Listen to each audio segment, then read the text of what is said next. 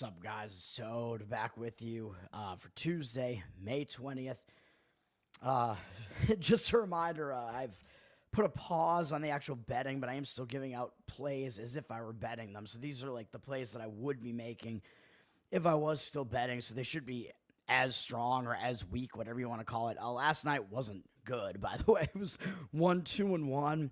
As the Cincinnati Pittsburgh under in baseball looked like it was done, like completely over. It looked like it was an easy win as that game was 2-1 into the eighth inning, I think. And then Cincinnati put up, I think, something like, 7 more runs or something like that in the final 2 innings. And it wound up, or not 7, what was it? I don't even, 5 more runs, I guess. I can't even do math anymore. And it wound up landing exactly on the 8, I believe. So it wound up being a push, which is not great when you're winning the whole game. And unfortunately, an under in the first 5 innings would have won, as it was 1-1 at the end of the 5th. But that was still, I mean, you got a 2-1 game into the 8th inning. Even if your bullpens are bad or whatever, you still don't really expect that to happen. Cincinnati unloading 5 more runs in the last 2 innings, and some of them pretty unnecessary.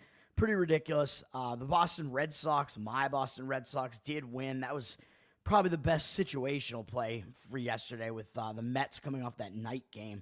Didn't love the starting pitching matchup, but I thought the situation was good enough that there was value. Sox underdog at home, they got it done. And then both moneyline favorites lost, with the A's losing by 1 run.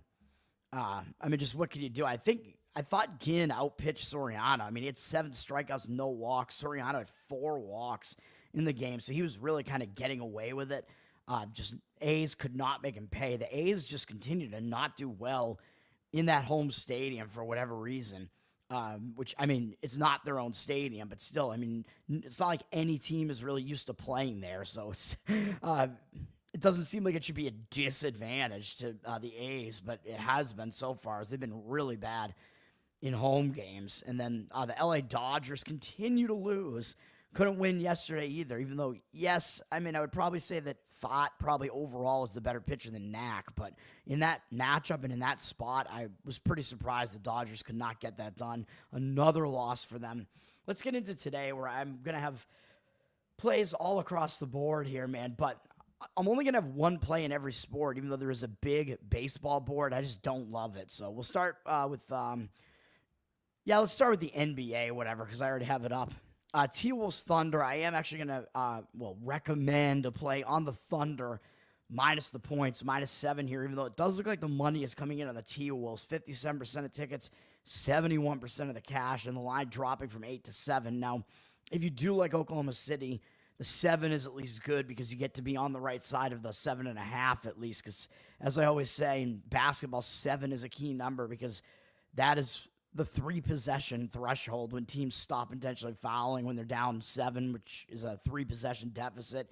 So getting it right on 7 is a lot better than laying 7.5. I think you could do that right now. And although money does look like it's kind of coming in on the T-Wolves, I know there's some pros that like the T-Wolves.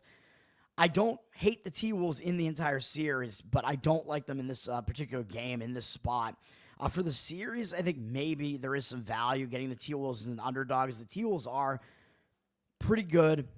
They split the season series with the Thunder. So the Thunder, they only have 14 losses on the year, and the 2 teams that they're playing in these back-to-back series gave them 2 of those losses. Denver gave them 2 of the losses, splitting the season series 2-2, and the T-Wolves split the season series 2-2 as well.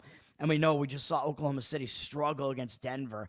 But that is kind of why I like Oklahoma City here, because I actually think the public is kind of on the T-Wolves side in this first game. And then I think if Oklahoma City does win by margin here, then I think you can kind of look towards fading them in the next game or something. Because even though, I do think the T-Wolves match up decently here, they do have a lot of experience because they were in this position last year. They were in this round of the playoffs last year. They're in the conference finals. The Thunder have not made it this far before. So the T-Wolves do actually have an experience edge as well. So there are definitely some reasons to like the T-Wolves here. In the series.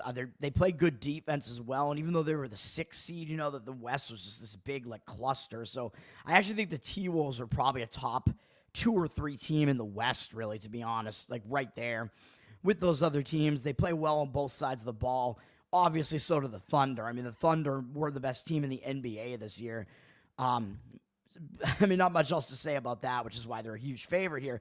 But the public is going to be looking at that previous round and think, oh, well, the Thunder barely won that round, right? They just got taken to the limit to 7 games by the Denver Nuggets, who, have an interim coach, had a bunch of guys injured, thin roster. So I think the public is not going to give Oklahoma City a lot of credit for what they did in that series, whereas I think they're going to give the T-Wolves a lot more credit because the T-Wolves basically easily won 2 series against the 2 most public teams in the West, against the Lakers and the Warriors, even though, yes, the Warriors had lost Curry in that series, which definitely contributed to the T-Wolves winning. But I think the public is still going to be looking at that because the public was so heavy on Golden State and LA coming into the Lakers coming into the playoffs here.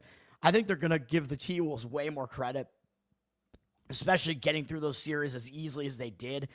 So I actually think the value might be on the Thunder coming into this game in game 1 here. And of course, the odds makers are lining this, telling you the T-Wolves are actually a better team than the Nuggets are, and I do agree with that, especially on defense. They are. But the Thunder actually in game 7, that could have been more of a blowout than it actually was, because the Thunder actually just packed it in, and they didn't even score in the final 4 minutes of that game, and they still won and covered with ease. So that game was actually probably even more of a blowout than it even looked throughout the entire second half of that game, as the Thunder just packed it in. But that's another reason why I kind of like the Thunder here, because again, I think maybe some of the public sentiment, even some of the betting sentiment, professional betting sentiment, I think is going to be, well, we want to take the team that has rest, which is the T-Wolves, right? But I think you could have too much rest in some cases. The T-Wolves have been off for a while, and the Thunder are just continuing through. And I think those teams that continue through, it actually helps their momentum. And if they had a game 7 that didn't really burn them out, and I don't think that did. I mean, the Thunder, like I said, had such a big lead in that game. I think they just started pulling some of their better players and just coasted at the end there. So I really don't think the exertion level in that game was that bad. So I think what that game sets the Thunder up for is it just helps them continue their momentum, whereas the T-Wolves are going to be coming into this game cold. The Thunder aren't traveling, although the T-Wolves have had, well, the T-Wolves didn't know where they were going to travel, so they really haven't had that much time to travel either because they didn't know for sure where they were going to be going. So yeah, I mean, I think the Thunder do have some edges in this game. They get to just stay at home. They just played a couple days ago, which I think is a momentum-carrying spot here. So I like Oklahoma City for all those reasons. And as far as the 2-2 split in the regular season matchups, there's really not a lot that you can garner from those games, to be honest. As for the T-Wolves, Gobert and Randall missed 3 out of the 4 games, so they both played in 1 game out of the 4, and and actually the game that they both played, the Thunder actually won that game. I think it was at Oklahoma City, and the Thunder won that game by 8. So yeah, they didn't cover by much, but they did win and cover this number barely. But that was the only game where both teams pretty much had their entire roster there. And of course, I do keep saying that I think Gobert is getting a bit old. I think he's overrated now. I think Randall is definitely overrated and a bit of a defensive liability, but they have played well in the playoffs. Gobert especially looked totally dominant against the Lakers, and I think that was a little bit misleading because the Lakers just don't have any big men. And maybe they should trade for Anthony Davis. Of course, yeah, I mean, I think the Thunder are going to be a different animal with their physical defensive style here, but that's also the reason why this total is as low as it is, down from 216. Well, it's up from 216 to 216.5, but in the regular season matchups, the total was actually posted in the 220s and 230s for, I think, 3 of the 4. And then in that one game I just talked about where Gobert and Randall both played, the total was actually down, I think, around 218.5, and that one actually, I believe, went over still. So there may be some value in the over. I see 86% of tickets, 92% of the cash on the over, just because the adjustment has been so much, because the books know that playoff games tend to be way more defense oriented, way more intensely defended. So there is a reason why the total is as low as it is. Playoff games do tend to be lower scoring, but has it been over adjusted because they've adjusted it kind of double digit points from most of the regular season games? Maybe. The Thunder do kind of like to play fast at times as well, but again, both teams do play really good defense, and that may be what shows up in this game. So the total for me is actually really hard to gauge, but I I do like the Thunder to cover that number in that game. Going over to NHL, we have one game here with Florida and Carolina, Eastern Conference Finals matchup here. And let's just go with what I have in my bracket. Why not? It's been working out for me for the most part. Florida. I think Florida is going to be the play here. I will recommend to play in Florida as a slight underdog here for similar reasons to why I like OKC, actually, to be honest. Even though, yes, it is tough to fade Carolina at home. Carolina's been really good at home. And yes, Carolina has the hottest goaltender in the playoffs here in Anderson. He's been really, really good. 67% of tickets, only 60% of the cash, though, in Carolina as a small home favorite here. Odds makers, I mean, they've basically been telling you all along, these are actually the top two teams in the East.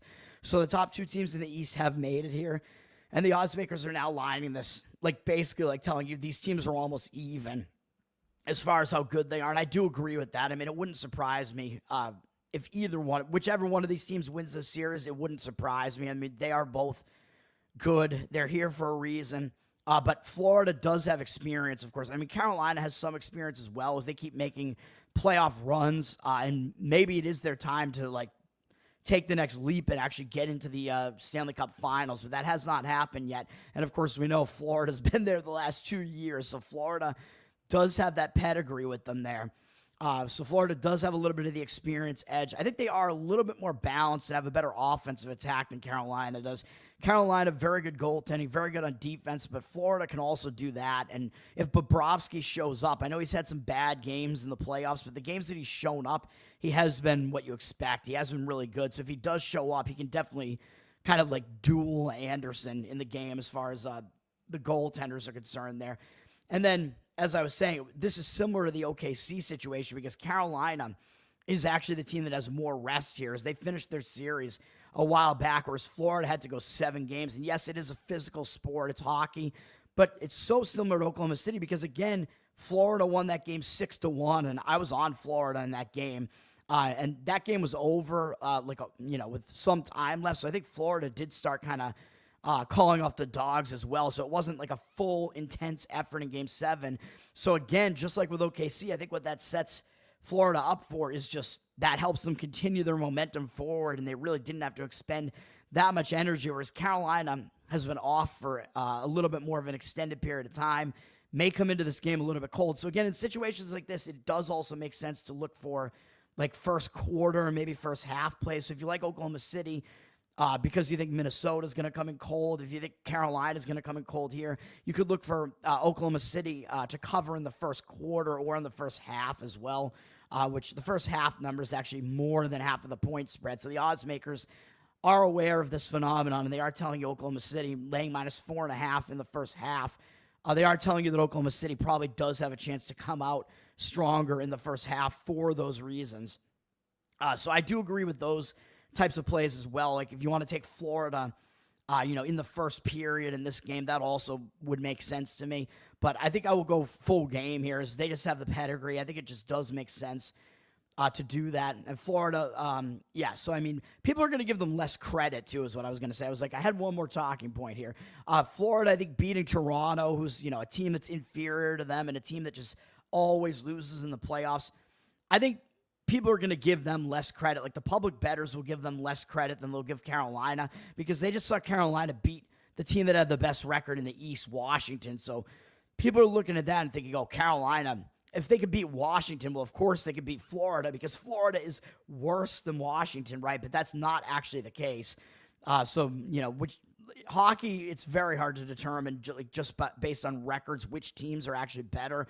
Washington was not the best team in the East. Both of these teams are better than Washington. I mean, that's why both of these teams were huge favorites in the previous round. They're big favorites to get here. It was that way for a reason. So Carolina, they beat Washington, but they're actually stepping up in class to face Florida here, not stepping down in class. So I think that that's kind of a misconception as well that's going to, I think, have the public maybe too heavily on Carolina early on in this series. So even though Florida does have all that history, seems like the public is kind of not on their side, at least for now. So Florida, I would say, is the play there. WNBA, yeah, I know. We got to talk about WNBA. We got Vegas and Connecticut. And Vegas lost for me in their first game in a big game against the Liberty. They got hammered. I mean, now they're just laying a huge price against this Connecticut Sun team, who I told you, even though Connecticut was one of the top teams last year, I mean, I think there have been, I don't know, but because I don't follow WNBA, but they must have had a lot of personnel changes or something, because Connecticut is being lied as a home underdog in every game here. So they somehow are now one of the worst teams in the WNBA. So I'm just not going to touch that game. I mean, it does look like a huge spread to lay with Las Vegas too, but Vegas, I mean, maybe being a little bit angry after how they performed in that first game might come in and take it out on Connecticut there. Who knows? The line's up a little from 12 and a half. I'm not going to play that game. By the way, I forgot to mention, I was right about the Minnesota-Dallas game. And by the way, they're playing each other tomorrow. So we'll see how that revenge angle goes tomorrow. But with Dallas and Minnesota in their first game, I was right about Minnesota. But the reason why the line dropped from like 7 to 5.5 is because two players actually, I think, missed the game for Minnesota. I think two of their starters actually wound up not playing in the game, which I would say that would actually have given you line value on Minnesota. So I probably should have actually given that out as a play. I gave it out as a lean. It probably should have been a play on the show at that point, because that set up kind of like an injured player theory spot in addition to the other reasons why I liked Minnesota there. So with those players injured, I think they came out with even more intensity. Now, the play that I like in the WNBA here is Atlanta +8 against Indiana. I know Indiana's got all the hype. They got Caitlin Clark. Yeah, that's all true. But Indiana's coming off absolutely slaughtering Chicago, and that was a highly touted, that was a really hyped matchup because that was Caitlin Clark against Angel Reese, the college rivals. Now they're the pro rivals. It's like, oh, this is the this is the WNBA equivalent of Larry Bird against and actually it really has a lot of parallels, right? Larry Bird against Magic Johnson. You got, the white player versus the black player. The white player is from Indiana. She's in Indiana now, I guess. I mean, there's so many similarities, man. It's crazy. So there's all of that going on, but needless to say, that was a really hyped matchup. And Indiana absolutely blew out Chicago, man. I mean, Caitlin Clark looked awesome in the game. She had a triple-double, and she is on some record pace for triple-doubles in the WNBA. After a really rough start to her WNBA career, she's become one of the best players in the league, obviously. I mean, I think that was probably what we expected to happen. I mean, you expect some growing pains, and then they grow into their own. Same thing is going to happen with Buckers, I would imagine, although she's probably not as good as Clark.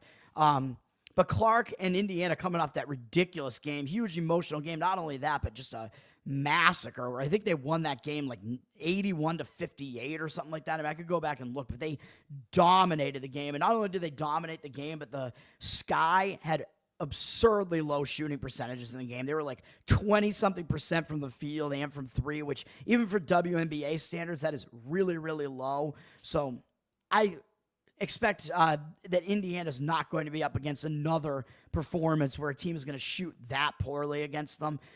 So that was part of the reason why it was such a blowout. And again, I think coming off such an emotional game where you dominated so hard, I think it just becomes a letdown spot. It becomes a spot where you're just way too overconfident, whereas Atlanta actually was up to 8.5 point favorites on the road in their first game against Washington, who are now 2-0, by the way. But I think Washington's 2-0 is misleading. I don't think they're really that good, but they did beat that awful Connecticut team, I think, in their second game, which explains why they're 2-0. But Washington pulled off the upset in their first game at home against Atlanta. So Atlanta is coming off getting upset in their first game. So they're going to be, I think, in a really angry mood and a bounce-back mood. So I love spots like this where you have a team coming off getting upset pretty ridiculously against a team that pulled off a giant blowout win. It's a great situation to play Atlanta here. Play the dream. It is the dream, baby. That's what we're going with here. I don't even think I can name a single player on that team, and I don't even care. The dream team. Who cares? And also, by the way, in that Atlanta-Washington game, Washington, I believe, shot 50% from three-point range and from the field, which that's not going to happen again either. I mean, that is a total outlier. So both teams also had outlier performances from their opponents in those previous games as well. So misleading scores there in those games, I would say.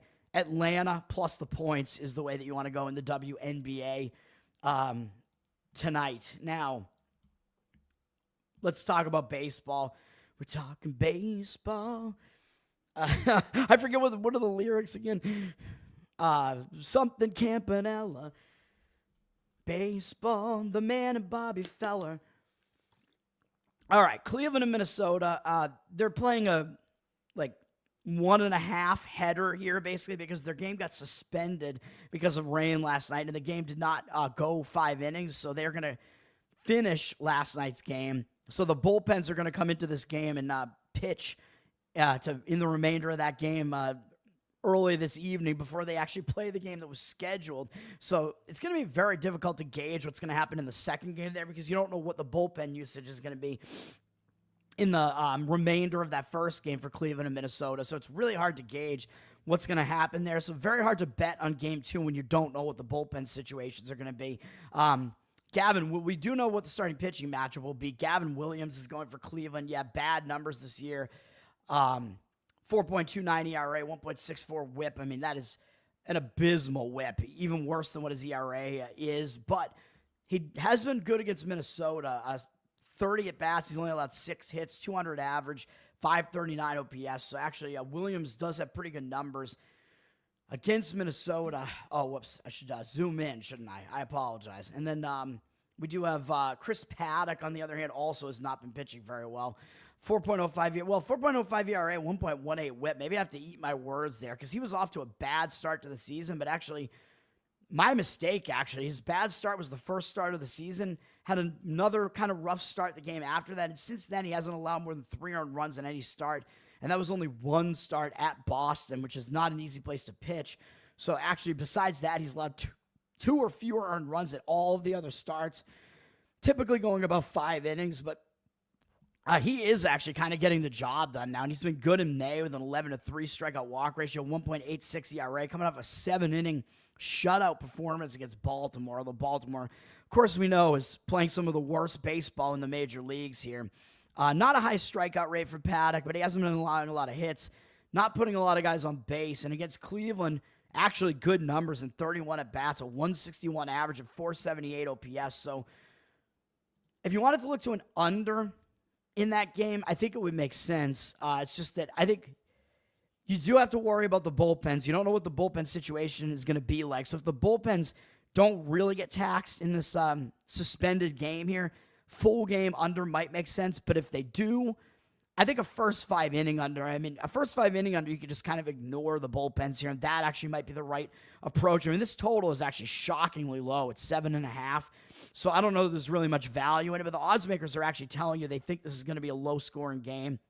It's down from 8 juice to the under to 7.5 juice to the under. So if you do like the under, you want to get that hook there because 7 is a key number in baseball. It's the it's how you break the 3-3 ties. So the games have to, get up to an odd number to break those ties. 71% of tickets, 72% of the cash on the over, but the line has moved towards the under.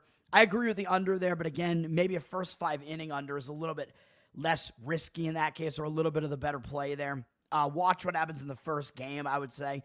Cubs, Miami, I believe Miami won last night. Yeah, they did. So Miami took the first game of the series, I think in a crazy walk-off, 2-run double, if I'm not mistaken, something like that from Miami.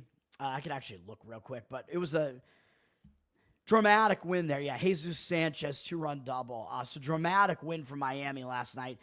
So Chicago, I mean, the Cubs are the better team. They will be in a bounce-back spot. Tyon is pitching for them.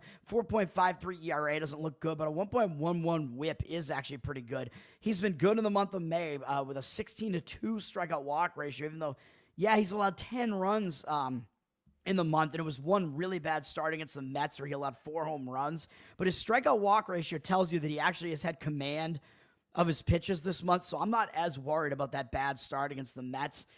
Against Miami, I mean, Miami can't hit, really, and he does have good numbers against them in a small sample size of 23 at-bats, 7-0 strikeout walk ratio, 174 average, 783 OPS, though, is a little bit high. So the OPS worries me a little bit. And then Ryan Weathers, on the other hand, I mean, I've talked about him. I mean, he's a guy that we like to make fun of a couple of years ago because he was just not getting it done. But he was a young guy, man, so you got to give him a little bit of a break. And he started to pitch quite well at the major league level. This season, he's only got one start, and it was a good one at the Chicago Cubs. So he had to go to Wrigley, and he actually went 5 innings, allowing only 1 run on a solo homer. 5 strikeouts, 1 walk, 2 hits allowed. Had a really nice performance there. Efficient as well. Only went 76 pitches, and they decided to not, overextend him and get him out of there. So very nice performance from Weathers there. 0.6 whip and 1.8 ERA just, with that one start. The problem is the start was against the Cubs, and who is he playing here? Oh, yeah, he's having to face the Cubs against. That's a little bit of a disadvantage, man, when the team that you're facing next is the team that basically just faced you. That means that you probably expect the hitting to do a little bit better the next time out because they just saw this pitcher, so they're used to hitting against them. So they tend to do a little bit better in a situation like this. So the Weathers does have good numbers against the Cubs, including that prior start there. 38 at bats, 237 average, 661 OPS. So probably I would say also this is a lean to an under in this game. It's sitting at 8.5 with 77% of tickets, 84% of the cash on the over there. But I would lean to the under, and it does look like the money is actually coming in pretty strongly on the Miami side. But the Cubs down from -158 to -130, 87% of tickets, and only 84% of the cash. So the public expecting the Cubs are going to bounce back and win this game after losing last night. I mean, bounce back angle with the better team is a decent angle to look for, but this market is really strongly indicating against the Cubs here with reverse line movement against the public road favorite there. So I would not want to touch the Chicago side there. Cincinnati and Pittsburgh continuing their series. Of course, Cincinnati, as I mentioned, won last night and unfortunately scored a bunch of runs late to push that total that I recommended yesterday, which should have gone under. It should have been a win. We have a worse pitching matchup this time, I would say, with Nick Martinez, even though his numbers are actually good this year. 3.66 ERA, 1.16 whip. He is in good form in May, 14-0. Strikeout walk ratio, which is quite good, although he did face the Nationals and the White Sox, so a couple of bad offenses in there. Against Pittsburgh, he actually has not been as good. In 48 at-bats, he's allowed a 333 average and 881 OPS. So he's definitely been hittable against Pittsburgh, even though the 18-2 strikeout walk ratio is good. Bailey Falter, on the other side, has decent numbers for Pittsburgh here. 4.02 ERA, 1.21 whip. But his strikeout walk ratio in the month of May is awful, even though his ERA is insanely good, 0.54 ERA. In his last start, he walked 5 guys and did not make it through the first 4 innings. So I don't know if they pulled him because of a delay or if it's just because his pitch count was so high. He somehow got out of that game with no runs allowed, but he's been walking way too many guys, although his previous 2 starts against San Diego and Atlanta are actually pretty good. But overall, 12.9 strikeout walk ratio this month tells you that 0.54 ERA is misleading, even though he only allowed 7 hits in 16 2/3 innings pitched. Against the Cincinnati Reds, his numbers are not good. In 60 at-bats, he's allowed 5 home runs. Again, if you want to look for player props, hits plus runs plus RBIs, you got Espinal is 4 for 8 off him with a home run and a walk, no strikeouts. And Tyler Stevenson, 8 for 15 with 2 home runs, a walk and a strikeout. And Steer, 7 for 14 with a home run, 3 walks and 2 strikeouts. So those 3 guys do a lot of damage against Falter. Overall, again, 60 at-bats. 10-9 strikeout walk ratio, pretty bad. 383 average, 1,164 OPS. So Falter has faltered against this Reds lineup. And Nick Martinez's numbers pretty bad against Pittsburgh as well. Total sitting just wildly low at 7.5, which I think does have something to do with the fact that Pittsburgh's offense is really bad. But I don't like that. Even the money is actually coming in on the under, too, and I just don't agree with it. It looks like it's actually 8 juice to the under, so it's not 7.5. At least that's more reasonable, but I would slightly lean to the over with this pitching matchup here. It's down from 8.5 to 8.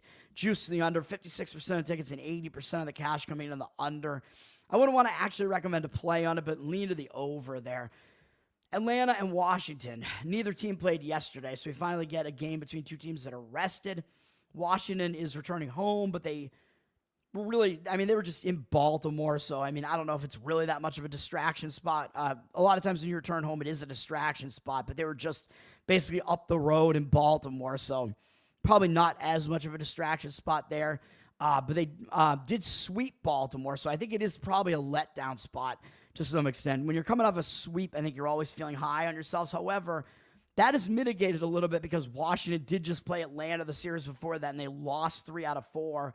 So this is a revenge series for Washington. So I do think they will pay attention here. And I mean, it's a big divisional series against one of the big names in the division, Atlanta. So I really don't think Washington is going to be unfocused here. But they're going to have to face Spencer Strider for Atlanta. And he's a good pitcher, but he has been dealing with injuries. 3.6 ERA, 1.2 whip, only in one start. He's only made one start this season so far, and it was good. 5 innings start against Toronto. He was inefficient with his pitches, though, 97 pitches, but he only allowed 2 earned runs, 5 strikeouts, 1 walk, and pretty decent start from him there, especially considering it was his first start of the season, coming off an injury or whatever. But now he's coming back from injury again here about a month later, so we'll see how he holds up there. But he is a good pitcher. So I would kind of lean on the side of him doing fairly well in this game, but his numbers against Washington aren't terrific. In 50 at-bats, 260 average is okay, 787 OPS, a bit on the higher side. So I don't know if I love Strider in that matchup. And Mitchell Parker on the other side for Washington, not great numbers this year. 1.3 whip is definitely too high, 4.32 ERA. Those numbers are not great. Over his last 3 starts, he has not even gone 5 innings in any of them. Last 4 starts, he's allowed 6, 5, 4, and 4 earned runs, so he is not in good form right now. A ton of walks. If you include that Mets start there where he allowed 6 earned runs, he's walked 13 guys and only struck out 12 in the last 4 starts, so that is not good at all. Even just in May, 12-8 strikeout walk ratio, more than 1 hit per inning. He is really, really struggling. And he did just face Atlanta, so Atlanta does have the advantage of just having faced him. Parker not in good form at all right now, and Atlanta did well in that game too, so they're not only used to facing him, but they did just beat him up. But even including that start, Parker has actually been good against Atlanta otherwise. In 59 at-bats, overall, he's allowed a 189 average to them and 484 OPS, which is wild. Those numbers are still so good, even though they include that bad start in his previous start against Atlanta. That is wild. So I don't know what to even think. I mean, there's so many factors that would have you leaning one way or the other in this game. I don't even know what we want to do in this game. Atlanta's looking like a pretty big -180 road favorite there. Still listed as undecided. Although maybe if I refresh, maybe it'll change. As ESPN has a lot more of the starting pitchers listed than pregame does here on the board here. So, Laney, what's up, man? Thank you. Yes, Freeman. We're not Freeman. People were like, what are you talking about? Free Toad. Like, he's not in prison. It's like, yeah, but like, I mean, yeah, I haven't been arrested, but still, it's not like you're exactly free if you can't, like, make an income and get a job, like, just because of the things that you say. Like, that's not freedom. So, like, what are we talking about here? So, Free Toad is definitely accurate. Thank you, Laney. All right. Next up, we have, my Boston Red Sox against the New York Mets. Red Sox took the first game last night, which I gave that out as a play on this show because the Mets were coming off that Sunday night game against the Yankees where they blew the game late. It was a close game, big game. Had to quickly turn around after playing the night game, travel, come face the Red Sox who were coming off an ugly loss to the Braves. Red Sox got the job done, even though I was a little bit worried about them facing Senga, who is a pretty good pitcher. He wasn't bad last night either, but the Red Sox were able to get the job done. This might be a different story. Clay Holmes is pitching for the Mets. He is pitching well, even though I'm surprised. I mean, when you have guys that are like in their 30s like this, and they've mostly been a relief pitcher, and you don't really expect them to like vault up into like another like level of Major League Baseball. Not that he's really done that, but he is pitching a lot better than people would expect. 3.14 ERA, 1.25 whip is a little bit high. Indicates that his ERA should probably be a little bit higher than it is.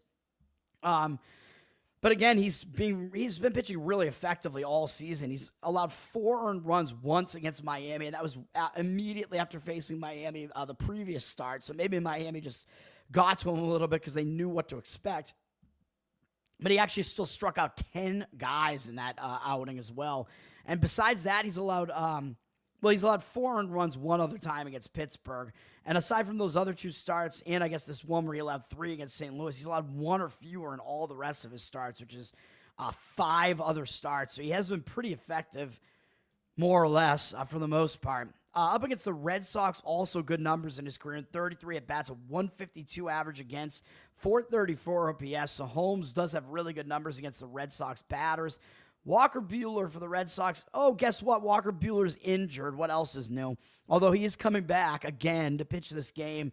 It seems like this guy is never healthy, man. I did not like the acquisition for the Red Sox. I mean, since he was injured like a few years back and had that major surgery, I think it was Tommy John probably. Was it Tommy John? I forget. Some arm surgery on his pitching arm. He was just never good since he came back from that. But his numbers this year have actually been decent. 4.28 ERA, 1.22 whip.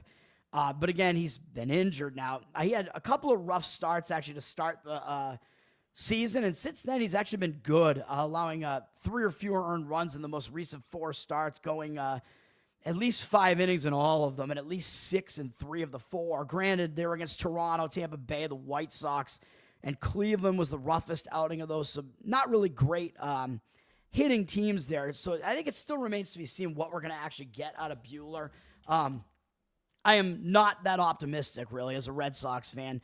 Against the Mets, I mean, his numbers are kind of all over the place. In 75 at-bats, I mean, he's gotten knocked around for 5 home runs, 7 walks, and only 15 strikeouts. A 240 average is good, but 812 OPS, a little bit of a different story, telling you he's getting kind of nailed by some of these guys, although a lot of the damage is Alonso. So, again, hits plus runs plus RBIs props. You could look to Alonso, who beats up Walker Buehler quite a bit, 5 for 16 lifetime with 4 home runs, 8 RBIs, although a couple of strikeouts as well, no walks. So yeah, I mean, that I don't even know what I'm about to say. That is a tricky game to handicap. I mean, there's no way around that, man. So again, I told you I was not going to have a whole lot in Major League Baseball here, although I am going to talk about every game nonetheless. Houston and Tampa Bay. Brandon Walter is the listed starter for Houston, and he is I believe he's a relief pitcher who's now going to come into this game. Actually, he hasn't pitched in Major League Baseball since 2023, and he wasn't good, and that was for the Red Sox. I don't even remember. As a fan of the Red Sox, I honestly don't even remember this guy. He made 9 relief appearances for the Red Sox, and that was his only that's his only history in the Major League so far, and he had a 6.26 ERA and 1.7 whip. Not a good sign. Low strikeout rate, high walk rate in 23 innings, 16-7 strikeout walk ratio across those 23 innings in his career. That's not good. So even though Walter probably has not been seen before by these Tampa Bay hitters, or maybe he actually has. I don't know. We could look, I guess. I still don't like it, man. So I don't know what you're going to get out of Walter at all here, but his 2023 stats do not impress. Morel, or Morrill, however you pronounce his name, does have one at-bat against him, and it was an RBI single against Walter. So, yeah, I mean, there's not a whole lot else to say about Brandon Walter there. Yeah, I don't expect much from him. Tampa Bay has Zach Littell pitching, 4.31 ERA, 1.12 whip. His whip is actually good this year, although this is kind of what he does. Like, he usually puts up a good whip, but gives up, like, some home runs, gives up more runs than you would think. 13 home runs allowed this season is probably the worst stat that he's put up. I mean, that's really what's driving up his ERA. He's got to keep the long ball, under wraps here, but that's tough to do at Steinbrenner Stadium, which is a pretty home run conducive park. He's pitching decently this month, allowing no more than 3 earned runs in any start, including a road start against the Yankees and a start against Milwaukee. He's got at least 6 innings in all 3. 10-2 strikeout walk ratio. Of course, the Yankees and Milwaukee both have good offenses. Fewer than 1 hit per inning there. So, I mean, most of his numbers don't look that bad, even though he's not a huge strikeout guy. But he's not putting a lot of guys on base. He's just allowing a lot of runs, allowing a lot of home runs. And against the Houston Astros, his numbers aren't that good. In 46 career at-bats, a 283 average, 718 OPS. So I don't really trust Littell in this game either. So I think the lean in this one would actually probably be to the over. And you can see here the total is high in this game. It's posted at 9.5, although juiced to the under. So really kind of like a 9. But with Houston, Tampa Bay, I mean, both offenses are not that great. I mean, Tampa's offense really isn't very good. Houston's kind of struggling a bit too. So in a game between those two opponents, you don't expect to see a total this high.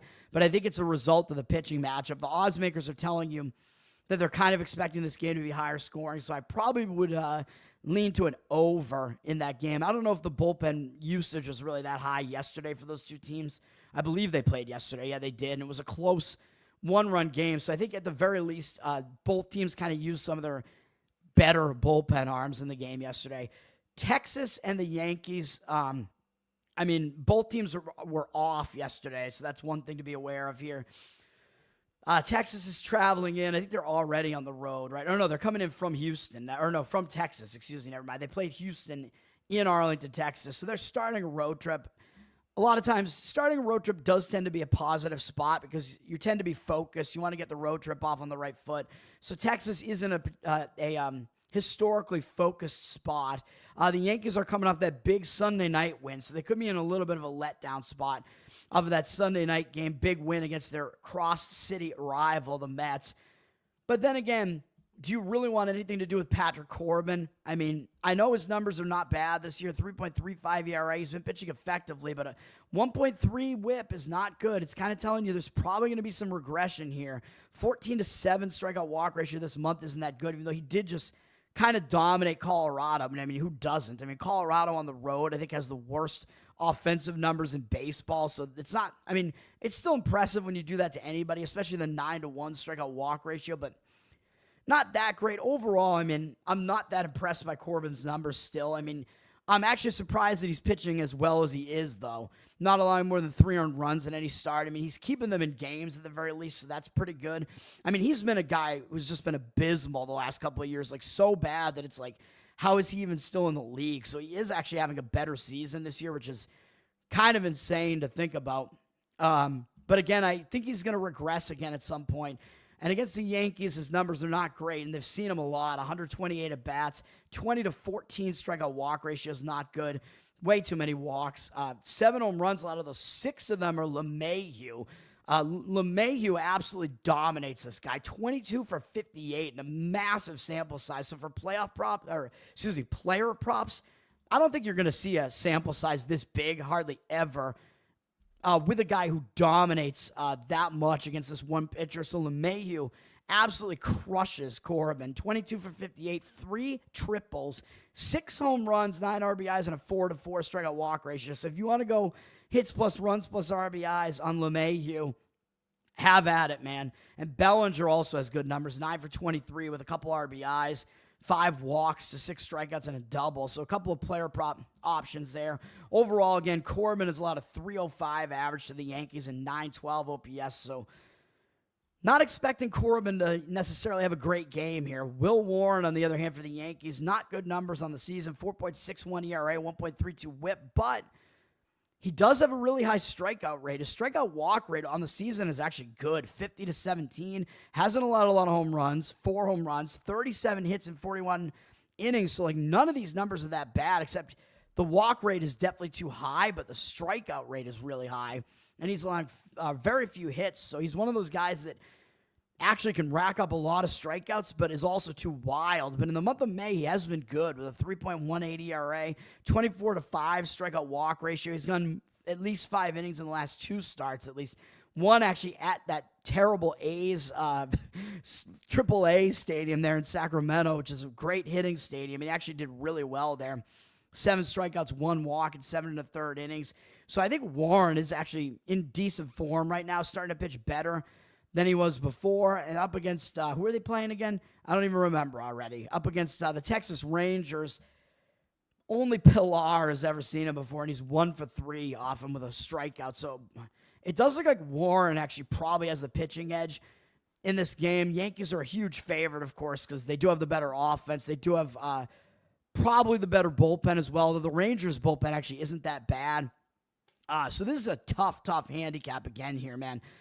I don't want to touch it. I mean, I don't think there's any value on the Yankees now. They're up from -166 to -193. I think that's too much of a price to lay. I mean, if you could like play a run line on the Yankees, but I don't think I would do it. It's just, I think you're getting taxed to play the Yankees because they are the Yankees. So 87% of tickets and only 71% of the cash on the Yankees. I don't want any part of it. San Diego and Toronto, and we have it. My one play is going to be on the under in that game. I'm recommending San Diego, Toronto under the 8 in this game. I like the under. Thank you, Andrew. What's up, man? Okay, so San Diego, well, first of all, one thing that I think is helpful for an under is that both teams were off yesterday. So both teams have rested bullpens, so they can pretty much use any of their bullpen relievers here, their bullpen arms. So that's good.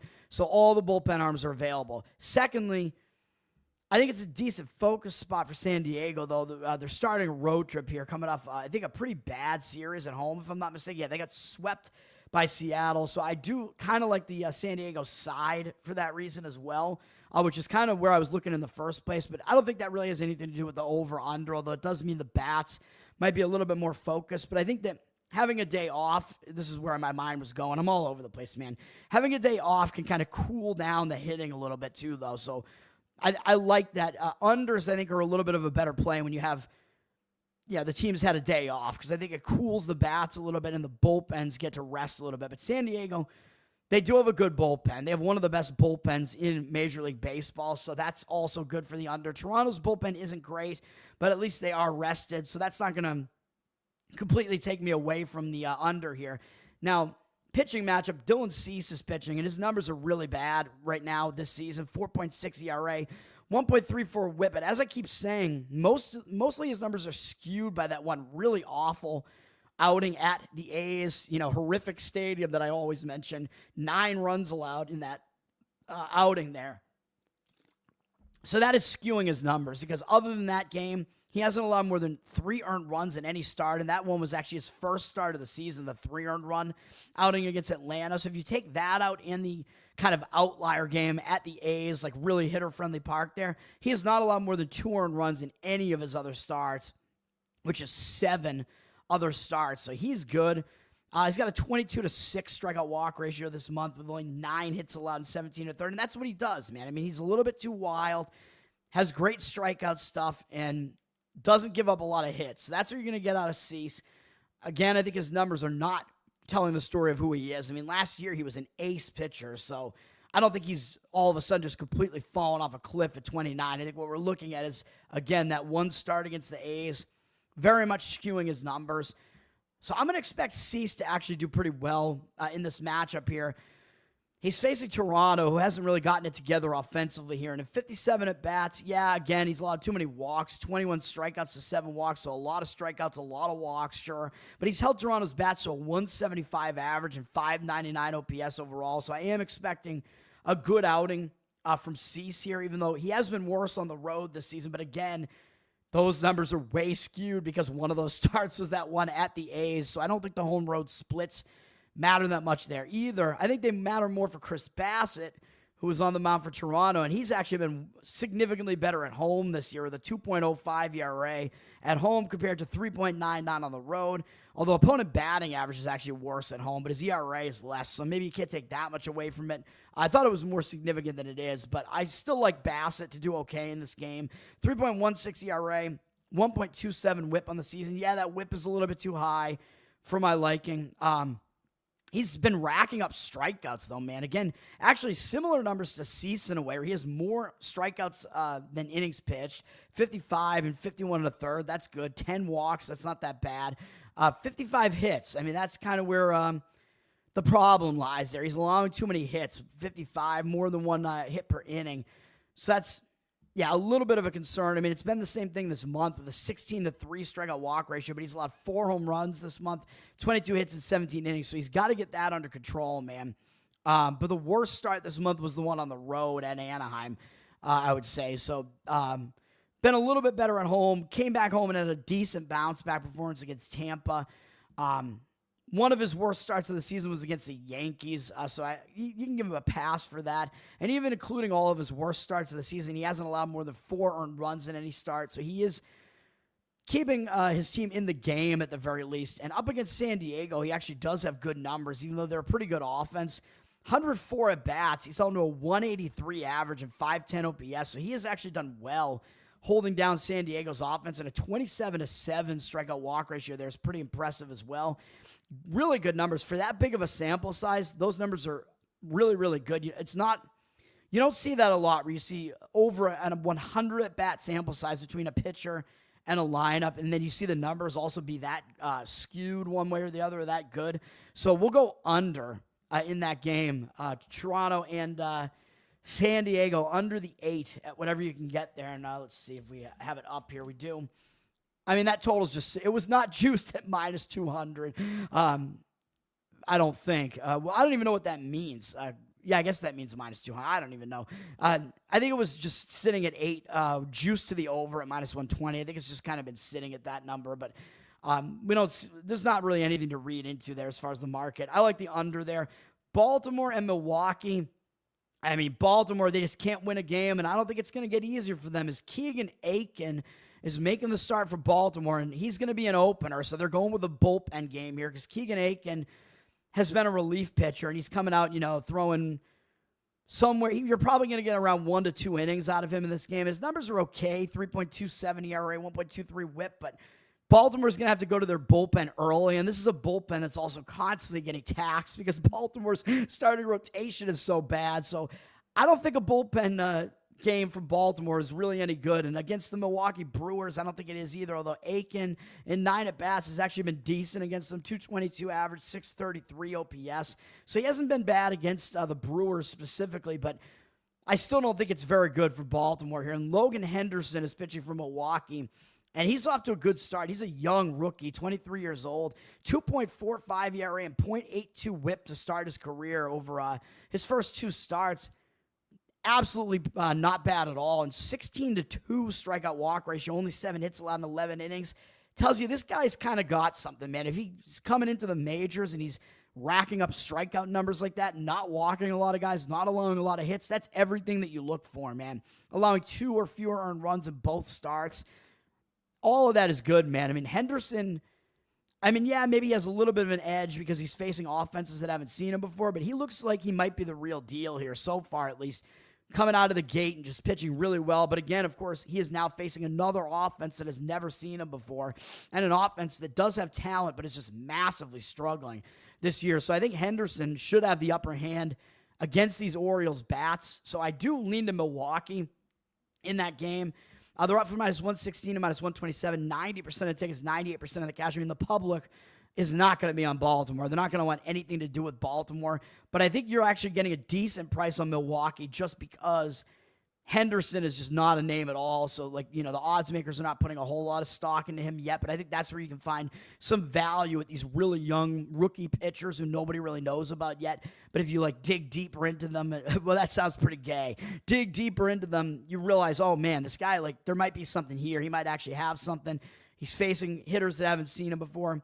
So I like Milwaukee, but Milwaukee did use a decent amount of their bullpen yesterday, and their bullpen, surprisingly, has really been bad this year because they've actually had a good bullpen the last couple of years. But this bullpen, a lot of the same arms, too, have been pretty bad this year, so I don't trust the Milwaukee bullpen. It's not like Baltimore's is any good either, really. They're not. But I think that if you want this game, I think I would stick to just the starting pitching matchup and go with the first 5 innings. And, of course, you're going to get Baltimore's bullpen coming into this game probably by the 2nd or 3rd inning, so you don't know even who the pitchers are going to be out there on the mound for Baltimore, so it's a little bit of a wild card there. But if you think Henderson is going to outpitch, some mishmash of Baltimore relief pitchers there, I think it does make sense, and you get to, just take the bullpens out of the equation. So the lean would be Milwaukee first 5 innings in that game, in my opinion. Seattle and Chicago White Sox, this game is, we don't know what's going to happen in this game. Seattle has not announced a starting pitcher. Bryce Wilson is going for Chicago, again listed as a starter.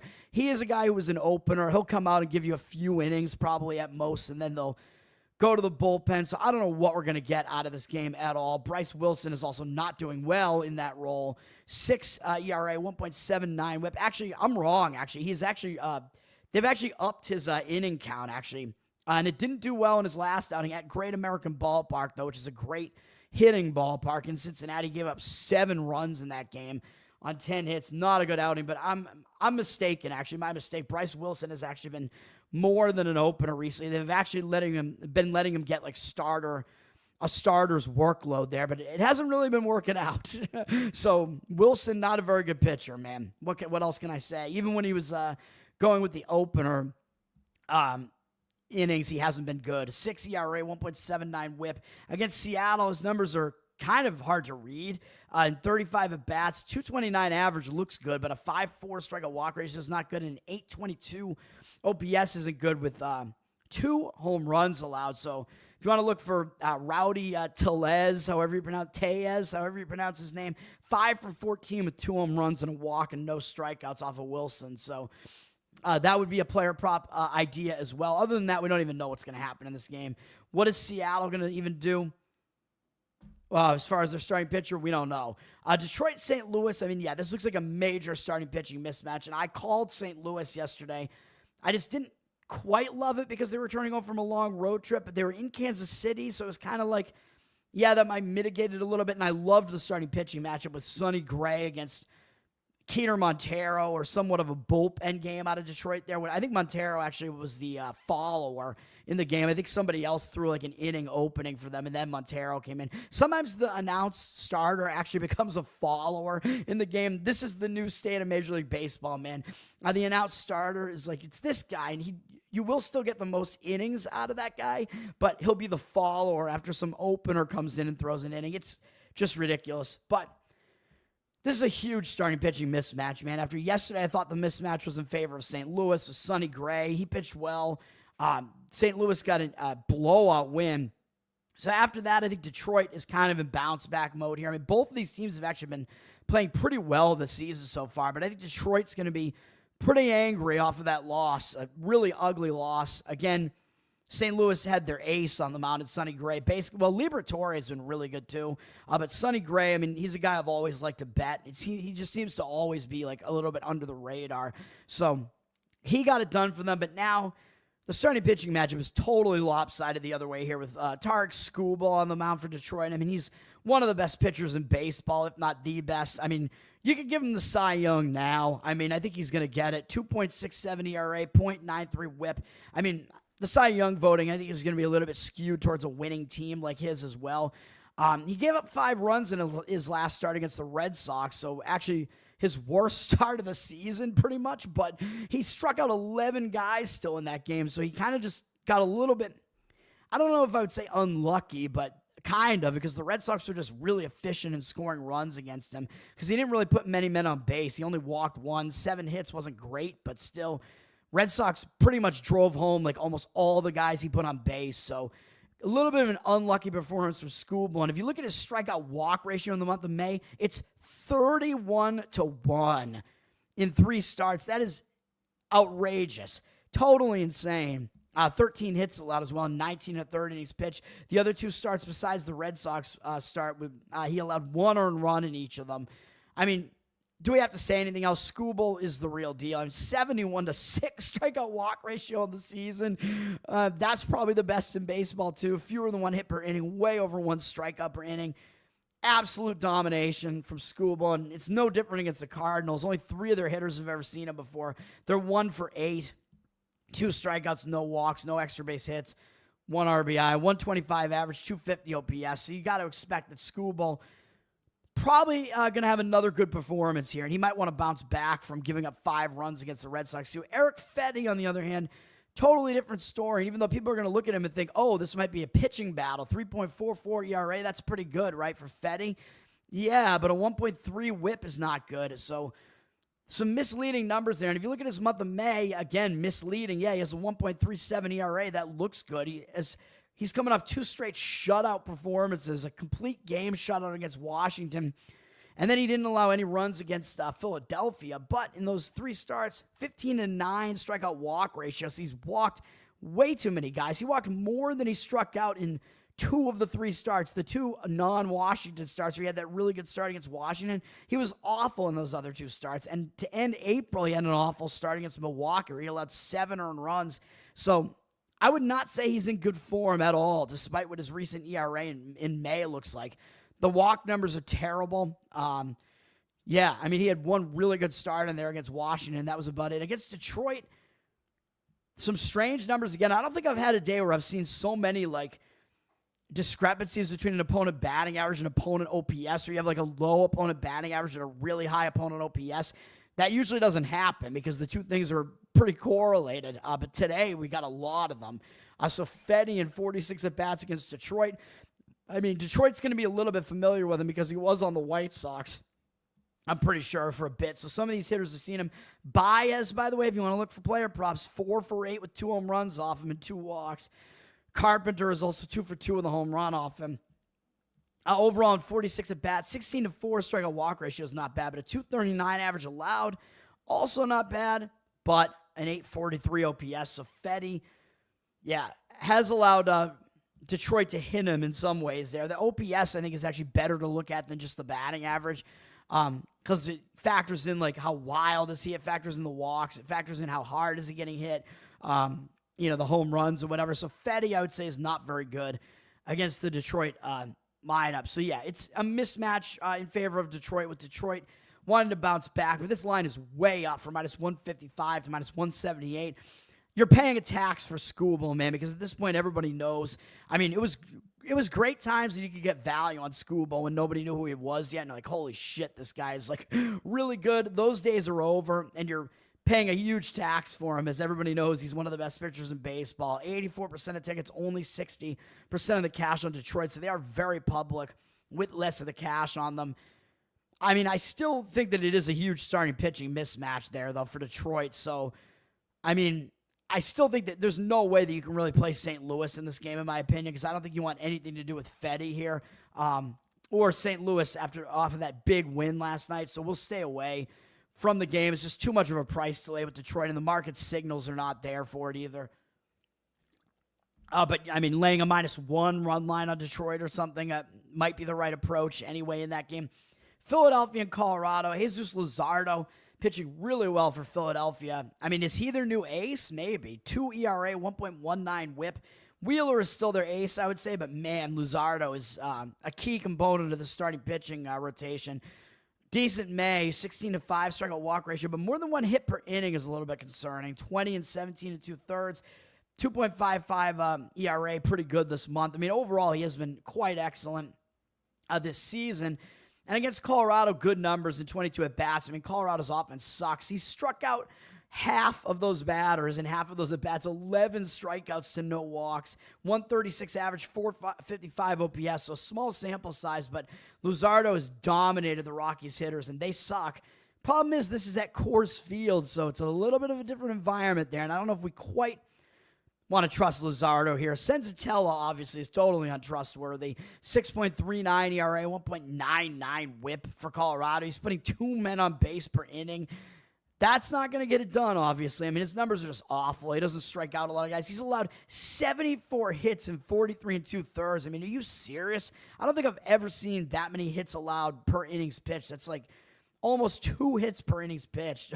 I mean, it's not quite that, but he's putting 2 men on base per inning, including the walks, and his walk number actually really isn't quite that high. Senzatella against the Phillies, not good. In 80 at-bats, 7 walks, only 6 strikeouts, 362 average, 959 OPS, so you can't trust Senzatella at all. Obviously, it's a huge pitching mismatch in favor of Philadelphia. It's a matter of, how's Luzardo going to respond here? They're up from -265 to -275. 89% of tickets, 100% of the cash. I mean, if you do like a team that's just way too high of a favorite, like Detroit or Philly, and you think they are the right side, you can start looking at different ways to play it. Like if you want to look for maybe, St. Louis team total under in that Detroit-St. Louis game, but you're looking at probably going under like 2.5 in that one because it's up against Skubal, so that's going to be a little bit, maybe under 3, I guess, but that's still a little bit difficult because once Skubal is out of the game, you're really kind of, you're playing with a little bit of fire there, depending on what the bullpen is going to do really there, so it's a little bit difficult to play those unders with the team total unders with the numbers so low against an ace pitcher. In this game, you could play the Philadelphia team total over, I think is the best way to look at that game, maybe because I think it's pretty much guaranteed you're going to get runs out of Philadelphia with this pitching matchup, etc. Luzardo, we don't know exactly how he's going to adapt to Coors Field, although maybe he's pitched there before. I haven't even looked because I decided not to play this game, but if you want to play Philly over their team total, you're having to play over 6.5, I think. That's how insane these games in Colorado are, with Colorado being this bad. The overall team, the full game total, both teams is 10.5, juice to the over. And for Philadelphia's team total alone, you have to go over 6.5, and Colorado's team total is 3.5. So you're almost never going to see one team's team total in baseball be 3 runs higher than the other team's team total. But this is one of those scenarios there. So it is a little bit dicey to lay an over 6.5 team total there, but it may very well happen for Philadelphia. Kansas City against San Francisco. San Francisco actually lost yesterday to Kansas City with Bubic pitching pretty well for Kansas City here, man. And Robbie Ray had a good performance as well for San Francisco, so that was definitely an under type of game. And this one is probably not going to be, as Michael Lorenzen is pitching for Kansas City. Decent numbers this year, 3.76 ERA, 1.23 whip. I mean, he's a serviceable pitcher, but, I mean, nothing to really, love or hate about him, really. But against the Giants, his numbers aren't good. 43 at-bats, 3 home runs allowed, 326 average, 904 OPS. And again, player prop alert, Wilmer Flores, 7 for 14 with all 3 of those home runs and 1 walk and 3 strikeouts. But overall, Lorenzen, not good numbers against the San Francisco Giants. On the other hand, the Giants have Hayden Birdsong listed as the starter here. His numbers look good this year, 2.31 ERA. 1.29 whip is a little bit too high, though, and he's still putting too many guys on base via the walk. I mean, his strikeout number is actually good, 25 strikeouts and 23 and a third, but 10 walks, that's not going to get it done. 20 hits allowed is pretty good and 23 and a third, but again, walking way too many guys. Birdsong is mostly a reliever at this point. I mean, when he first came up, they had him starting some games, but he's kind of settled into a bullpen role. He had one kind of rough outing against Chicago recently, but most of those runs were unearned. I don't know what we're going to get out of him. If he's going to start this game, you're probably going to get 2-3 innings out of him. The last time he did it against a very good hitting Arizona team, he did not fare well in that game. Farewell to him is what the story was in that game. I don't know what we're going to get out of him up against Kansas City, who certainly is a worse offense than Arizona is. Remains to be seen. We don't know what we're going to get, really. Birdsong also has never been seen before by Kansas City, so maybe he'll do okay, but he's also going to be out of the game. San Francisco, though, does have a really good bullpen, so I think a bullpen game for San Francisco is maybe not the worst thing. So maybe a slightly into San Francisco, because they were technically returning home from a road trip yesterday, although they were coming off a sweep, so it was kind of a letdown spot. I believe they had swept the A's. So kind of a return home spot, even though they were already back in the Bay Area. But it is a better spot, I think, to look for San Francisco here. But up from minus 130 to minus 142. 83% of tickets on them, but 69% of the cash coming back on Kansas City. So even though the line has moved up, you gotta be aware of misdirects in baseball, man. So I think the market percentages mean more than the early money line movement, because the early money line movement in baseball, the way that baseball works is that the public doesn't get involved as much in baseball. The professional bettors will come in and hit the early numbers, and a lot of times, because the limits are so low, meaning that they can't bet as much as they will be able to later in the day, they'll actually throw some small bets on the side they don't even want to try to shift the line. So they're kind of deceiving the bookmakers a little bit, because the odds makers go, oh, this guy's one of the respected bettors here, so they have information that we don't have. We're going to move the line towards them, or we're going to move the line in the direction that they just bet. But sometimes it's a false move. It's a setup, because what they actually want to do is come back with once the higher limits come out, and come back and actually hammer the other side. So this has the look of one of those where maybe they actually want Kansas City, but they drove the line up a little bit on San Francisco. But I don't really agree with it, so I don't really see why in this case. I think Lorenzen just not good numbers against San Francisco. Birdsong definitely is a total question mark, though, so we will see what happens in that game. But I think that might be what's going on, what we see the market reflecting here. It's a little bit hard to say. And the odds makers can never really tell what, if it's a false move or not, because the professional bettors will still play the sides that they do want with the smaller limits too, and then come back and put more on that same side later as well. Once if the number is still there, once the higher limits come out. So Anaheim and the A's. Anaheim has got to lose at some point, right? I thought they were in a huge letdown spot yesterday after sweeping the Dodgers and they still won against the A's. Now we got Kyle Hendricks on the mound. You know I love to bet against Kyle Hendricks. 5.18 ERA is really bad, but his 1.22 whip is actually not that bad this year. I mean, his strikeout walk ratio is terrible, 25-16. He doesn't strike out a lot of guys, 41 2/3 innings, but he's only allowed 35 hits. 7 home runs isn't good, so he's allowed too many home runs, way too many walks, but he's limiting, the base runners to some extent by not allowing a lot of hits. His ERA is still bad, but this month it's actually 3.38 with a 12-4 strikeout walk ratio. So he actually is in pretty decent current form. So I'm not actually looking to really fade Hendricks here. His numbers against the A's, only 3 batters have ever seen him before, and they got 26 at bats against him, a 269 average, 681 OPS, and 7-1 strikeout walk ratio. So the A's hitters actually don't have terrific numbers against Hendricks there.